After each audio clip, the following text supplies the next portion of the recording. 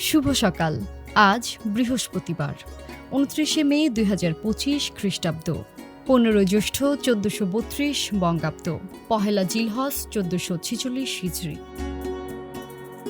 আন্তর্জাতিক জাতিসংঘ শান্তিরক্ষী দিবস আজ। এই দিন জাতিসংঘ শান্তিরক্ষী বাহিনীর কার্যক্রমে অংশগ্রহণকারী সব নারী পুরুষকে শান্তিরক্ষার লক্ষ্যে সর্বোৎকৃষ্ট পেশাদারী মনোভাব বজায়, কর্তব্যপরায়ণতা, নিষ্ঠার সাথে দায়িত্ব পালন করতে গিয়ে তাদের আত্মত্যাগের ঘটনাকে গভীর কৃতজ্ঞতা ও যথাযথ সম্মানপূর্বক স্মরণ করা হয়। ২০০৩ সালের আন্তর্জাতিক জাতিসংঘ শান্তিরক্ষা দিবস প্রথম উদযাপন করা হয় ১৯৪৮ সালে সংগঠিত আরব ইসরায়েলি যুদ্ধকালীন যুদ্ধবিরতি পর্যবেক্ষণে গঠিত জাতিসংঘ ট্রুথ সুপারভাইজিং অর্গানাইজেশন আন্টোসো দিনটিকে উপজীবী করে ২৯ মে তারিখটি স্থির করা হয়।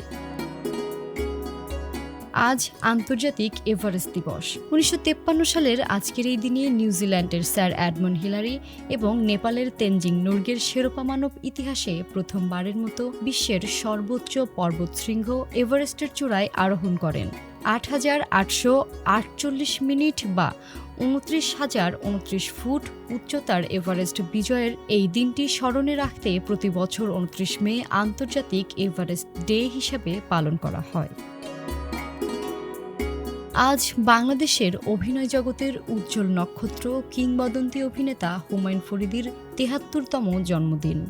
১৯৫২ সালের ২৯ মে গাজীপুর জেলার কালীগঞ্জ উপজেলার তুমুলিয়া ইউনিয়নের চুয়ারিয়া গ্রামে জন্মগ্রহণ করেন হুমায়ুন ফরিদি।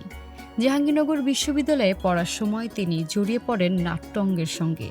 ১৯৭৬ সালে নাট্যজন সেলিম আল-দীনের উদ্যোগে জাহাঙ্গীরনগর বিশ্ববিদ্যালয়ে শুরু হয় নাট্যোৎসব, আর হুমায়ুন ফরিদি ছিলেন এর অন্যতম প্রধান সংগঠক।